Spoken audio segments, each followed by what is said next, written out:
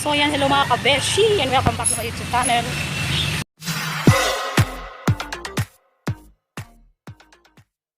So for today, pupunta kami ng overview yung venue ng live concert ng Zoom. So kakausapin namin kasi may appointment kami doon today. Mamaya pa naman yun, kaya lang maglalakad pa ako. Mahanapin ko pa yung sasakyan ko papunta doon. So ayan, abangan nyo na lang kami mamaya. Kailangan ko pumunta doon. Medyo hindi maganda ang pakiramdam ko ngayon kasi feeling ko tatrangkasuhin ako. Pero dahil may usapan kami, kailangan ko pumunta. Kailangan ko bumiyahe kasi may usapan kami today. So kahit na medyo tinatrangkaso, okay lang, kaya pa naman. Nag-aabang lang ako ng masakyan. So ituloy natin ang video mamaya ha. Sakay mo na.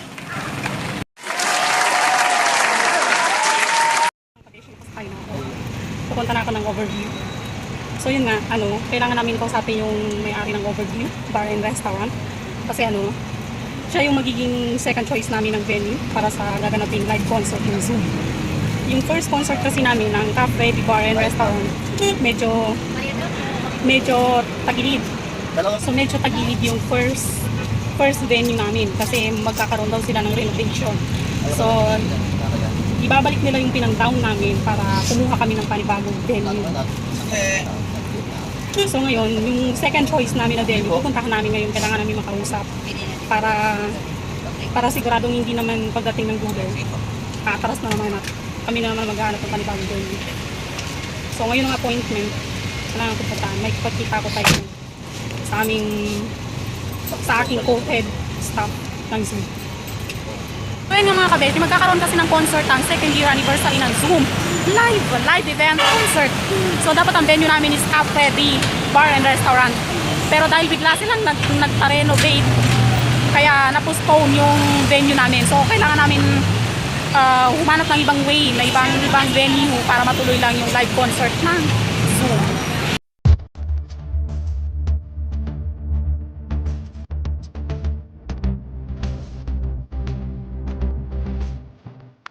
Kabeshi, nandito na ako sa entrance ng Fisher Mall. So wala pa rin hinihintay ko. Ayan. At ito yung aking co-head, si Maylin. So kung hinihintay natin, dito lang muna tayo sa gate. Ayan. Or first time ko pumunta dito ng Fisher Mall, ano kaya kung umikot muna tayo sa loob? Tingin nyo.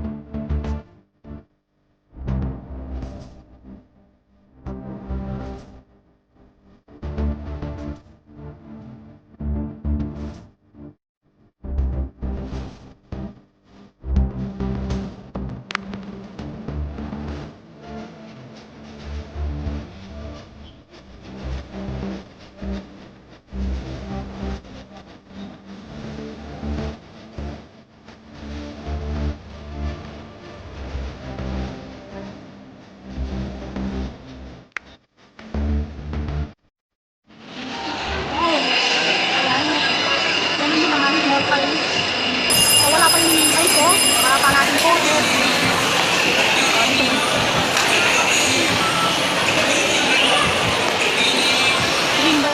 So yan, medyo na traffic yung kasama ko. Wala pa rin nangyari, nandito pa rin ako. Dito pa rin ako sa loob.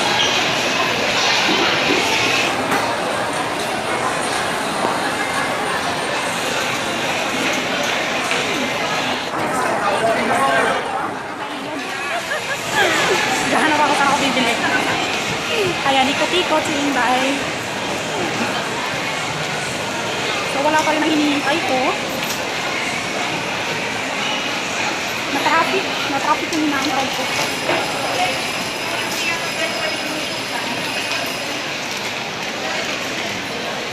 Sarap ako napadpad.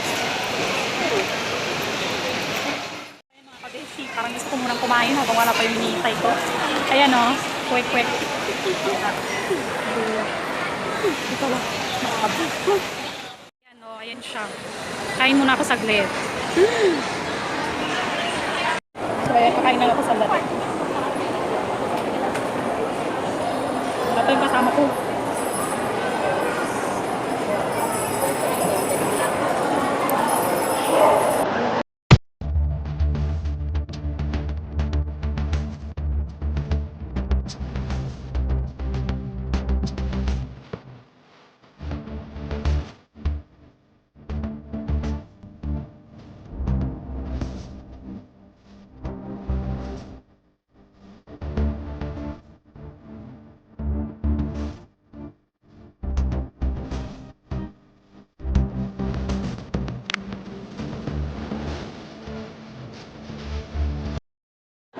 Sarap yung suka niya.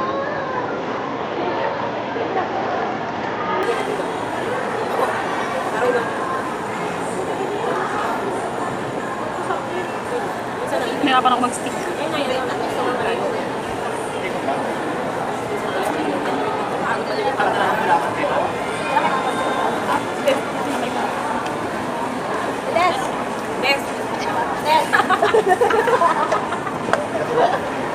Ano? Nalugi ka? Ba't yung manabenta niyo dalawa?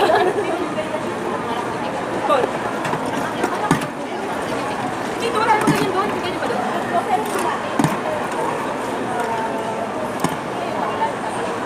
Pag-weekdays mo doon?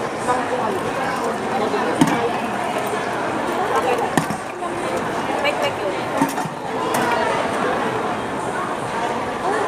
Hindi naman namin ba? Wala. Nag-wait mo ko. Wala pa rin inaantay ko.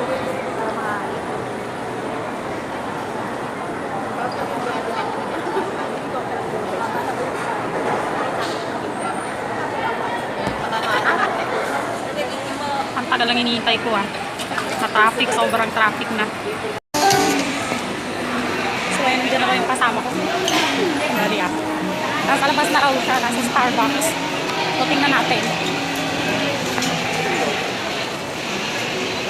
Silipin natin. Tama-tama tapos na ako merienda. Silipin natin siya. Ay, hindi ko lang alam kung parang mali yung ano ko. Mali yung pasok ko.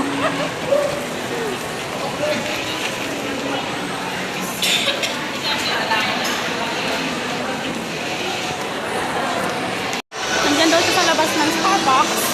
So, medyo naligo ako ng pasok kanina. Sa kabila pala dapat.